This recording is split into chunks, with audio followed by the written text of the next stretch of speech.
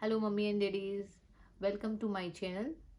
आज हम एक ऐसे टॉपिक के बारे में बात करने जा रहे हैं जिसके बारे में आप लोगों ने सुना होगा या फिर नए पेरेंट्स जो हैं वो इसके बारे में जानना चाहते हैं।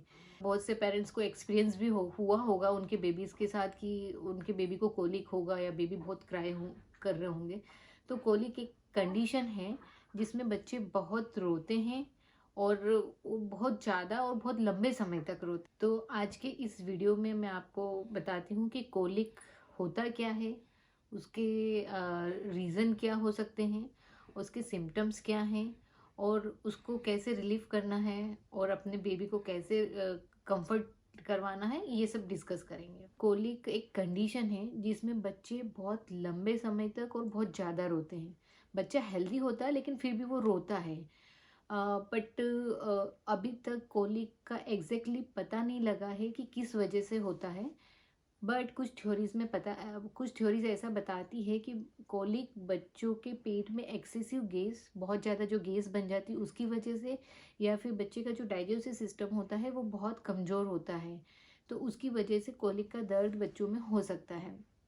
और ज़्यादातर कोलिक का दर्द दूसरे से चौथे हफ्ते में शुरू होता है और ये तीसरे से चौथे महीने तक अपने आप ख़त्म हो जाता है। तो कोलिक के सिम्टम्स क्या होते हैं? जनरली हर बच्चे में अलग अलग, थोड़े बहुत अलग हो सकते हैं, पर ज़्यादातर कोलिक में बच्चे बहुत ज़्यादा बहुत लंबे समय तक रोते हैं।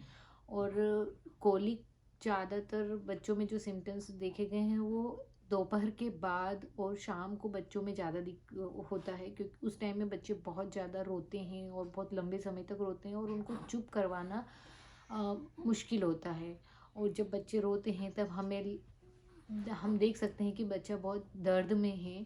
तो यहाँ मैं चलो आपको कुछ का सिम्टम्स बताती हूँ जिसमें हमें पता लग सकता है कि बच्चा कोलिक की वजह से रो रहा है।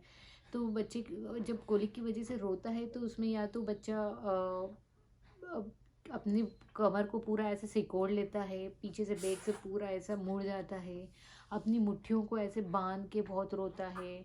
और बच्चे बहुत ज़्यादा चिड़चिड़े हो जाते हैं वो, और उनको सोने में सुलाना मुश्किल हो जाता है। वो फीड करने में बच्चा दूध पीने से भी मना करता है, मतलब हम कोशिश करते हैं कि बच्चा दूध पिए लेकिन वो दूध पीने से भी मना करता है। तो यहाँ हम बात करते हैं कि कोलिक होता क्यों है। तो कोलिक पहला रीज़न तो ये होता है कि बच्चा अभी बहुत छोटा होता है, उसका डाइजेस्टिव सिस्टम अभी डेवलप हो रहा होता है, तो उसको अभी फूड को डाइजेस्ट करने में परेशानी हो सकती है, इस वजह से हो सकता है। दूसरा है कि बच्चा जब फीड करता है, दूध पीता है, तो उसके साथ साथ वो बहुत ज़्यादा हवा अपने पेट में स्वेलो कर लेता है, उसकी वजह से भी हो सकता है। तीसरा रीज़न है कि बच्चे के हार्मोन्स चेंज हो रहे होते हैं, तो उस वक्त भी बच्चों में कोलिक का दर्द हो सकता है। एंड चौथा रीज़न है कि कुछ बच्चों में किसी फूड को लेकर कोई एलर्जी या सेंसिटिविटी हो सकती है, तो उससे भी कोलिक का पेन हो सकता है। कोलिक की जो कंडीशन होती है वो टाइम के साथ साथ अपने आप चली जाती है, और ये ज़्यादातर दूसरे से चौथे हफ्ते में शुरू होती है और तीसरे चौथे महीने तक वो चली जाती है। मैंने अपने बेबी के साथ एक्सपीरियंस रहा है कि मेरे बच्चे में वो तीसरे वीक से शुरू हुई थी और वो 8वें हफ्ते तक अब धीरे धीरे थोड़ी कम हो गई थी। अगर हमें लग रहा है कि हमारा बेबी कोलिक की वजह से रो रहा है तो हम उसके लिए डिफरेंट, मतलब कुछ तरीके हैं जिनसे हम उसको आराम दिला सकते हैं। तो पहला है कि फीडिंग, जो हम उसको बच्चे को दूध पिलाते हैं तो उसके पोजीशन चेंज करके देखते हैं। फीडिंग में होता है क्या कि बच्चा अगर ज़्यादा एयर स्वेलो कर लेता है तो उसकी वजह से उसको गैस होती है और दर्द होता है। तो हमें कोशिश करना है कि बच्चा कम से कम एयर स्वेलो करे, तो उसके लिए पहला तो एक तो ये कर सकते हैं हम कि बच्चे को तो अपराइट पोजीशन में करके और फिर दूध पिलाएं, उसकी चेस्ट से वो थोड़ा ऊपर रहना चाहिए। और दूध पिलाते वक्त उसको बीच बीच में धीरे धीरे बीच बीच में रोक रोक कर दूध पिलाएं। बच्चे कभी कभी बहुत जल्दी जल्दी दूध पीते हैं, उससे भी बहुत एयर अंदर चली जाती है। तीसरा ये है कि आप उसको जब बच्चे को दूध पिला रहे हैं तो उसको बीच में रोक लें और थोड़ी देर के लिए शोल्डर पे लें और फिर से वापस उसे दूध पिलाएं। तो इससे क्या होता है, बच्चों को थोड़ा आराम लगेगा और बच्चे एयर कम अंदर स्वेलो करेंगे। और अगर आप बॉटल से दूध पिलाते हैं तो बॉटल से भी दूध पिलाने के सही तरीके होते हैं। आप उनको बॉटल को सही पोजीशन में पकड़ें ताकि उससे उसके पेट में एयर कम जाए। और बॉटल से दूध पिलाते वक्त भी ध्यान रखें, आपको कंटिन्यू नहीं पिलाना है, बीच बीच में रोक रोक कर पिलाना चाहिए। दूसरा हम क्या कर सकते हैं कि बच्चों को थोड़ा गोदी में लेके थोड़ा इधर उधर टहलें, उनका ध्यान डाइवर्ट करें, एक दूसरे रूम अलग अलग जगह पे घूमें तो वो उनका ध्यान डाइवर्ट हो जाता है। या थोड़ा थोड़ी देर के लिए उसको झूले में झूला लें, या फिर कार में थोड़ी देर के लिए घुमाने ले जा सकते हैं।